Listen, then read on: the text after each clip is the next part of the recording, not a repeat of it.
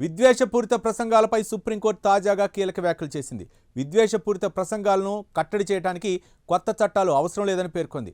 ప్రస్తుతం ఉన్న చట్టాలు సరిపోతాయని సర్వోన్నత న్యాయస్థానం వెల్లడించింది. అయితే ఈ చట్టాల అమల్లోనే అనేక లోపాలు ఉన్నాయని వెల్లడించింది. అంతేకాదు కొత్తగా చట్టాలు చేసే పని చట్టసభలదని ఈ సందర్భంగా సుప్రీంకోర్టు ధర్మాసనం తెలియజేసింది.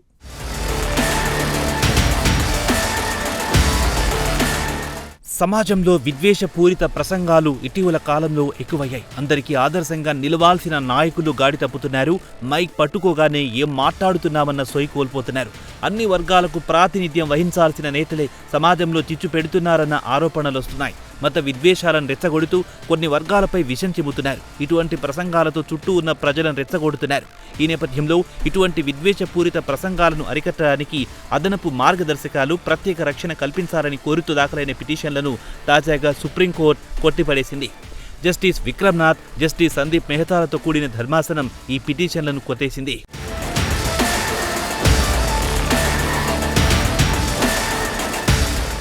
ఈ సందర్భంగా సుప్రీంకోర్టు ధర్మాసనం కీలక వ్యాఖ్యలు చేసింది. విద్వేషపూరిత ప్రసంగాలను అరికట్టడానికి ప్రస్తుతం అమల్లో ఉన్న చట్టాలు సరిపోతాయని పేర్కొంది. అయితే ప్రస్తుతం ఉన్న చట్టాల అమలులో అనేక లోపాలున్నాయని ధర్మాసనం వెల్లడించింది. దీంతోనే నాయకులు విద్వేషపూరిత ప్రసంగాలను అరికట్టలేకపోతున్నామని సుప్రీంకోర్టు ధర్మాసనం ఆవేదన వ్యక్తం చేసింది. అంతేకాదు కొత్తగా చట్టాలు చేసే పని చట్టసభలదని సుప్రీంకోర్టు ధర్మాసనం వెల్లడించింది.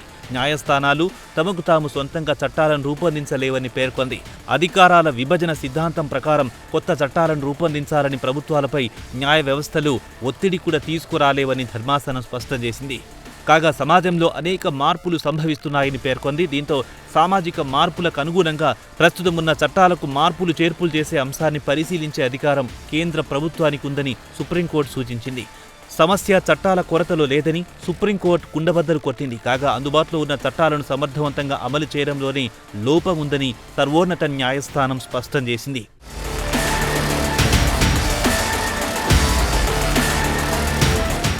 కాగా విద్వేషపూరిత ప్రసంగాలు అనగానే వెంటనే గుర్తుకొచ్చే పేరు బీజేపీ నేత నపూర్ శర్మ. 2022 జూన్లో నపూర్ శర్మ చేసిన వ్యాఖ్యలు జాతీయ రాజకీయాల్లో దుమారం రేపాయి. ఇందుకు సంబంధించి నేపథ్యం ఇలా ఉంది. బీజేపీ అధికార ప్రతినిధి హోదాలో ఒక టీవీ ఛానల్ చర్చా గోష్ఠికి ఆమె హాజరయ్యారు. ఈ సందర్భంగా చర్చలో భాగంగా మాట్లాడుతూ మహమ్మద్ ప్రవక్త వ్యక్తిత్వాన్ని కించపరిచే విధంగా నపూర్ శర్మ కొన్ని వ్యాఖ్యలు చేశారు. ఈ వ్యాఖ్యలు వివాదాస్పదమయ్యాయి. నపూర్ శర్మ వ్యాఖ్యల నేపథ్యంలో దేశంలోని అనేక ప్రాంతాల్లో అల్లర్లు చెలరేగాయి. ఉత్తరప్రదేశ్, పశ్చిమ బెంగాల్, జార్ఖండ్ రాష్ట్రాల్లో హింసాత్మక సంఘటనలు జరిగాయి.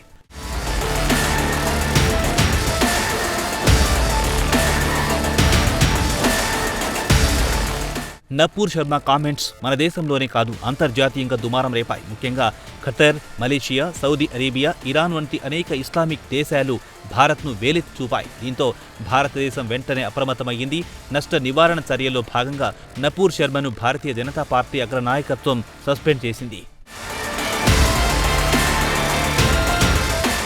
అలాగే కొన్నేళ్ల కిందట అసోం రాజధాని గౌహతిలో కూరగాయల ధరలు పెరగడానికి మియాలే కారణమని ముఖ్యమంత్రి హిమంతా బిశ్వ శర్మ, అక్కడ మియాలంటే వలస వచ్చిన బెంగాలీ మాట్లాడే ముస్లింలు, గౌహతి నగర ఫుట్పాత్లపై కూర్చొని బంగ్లాదేశ్ ముస్లింలు కూరగాయలను అధిక రేట్లకు అమ్ముతున్నారనేది హిమంతా బిశ్వ శర్మ ఆరోపణలు.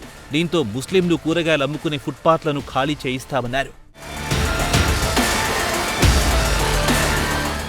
విషం చిమ్మే ప్రసంగాలు చేసే నాయకుల జాబితాలో బీజేపీ సీనియర్ నేత అనురాగ్ ఠాకూర్ కూడా ఉన్నారు. 2020 జనవరిలో ఢిల్లీలో ఒక ఎన్నికల ర్యాలీలో ప్రసంగిస్తూ ఒక వర్గం వారిపై ఆయన విషం చిమ్మారు. సదరు వర్గం వారిని దేశ ద్రోహులంటూ ఘాటు ఆరోపణలు చేశారు. దేశ్కే గద్దారోంకో గోలీ మారో అంటూ ఒక వర్గాన్ని రెచ్చగొట్టే వ్యాఖ్యలు చేశారు.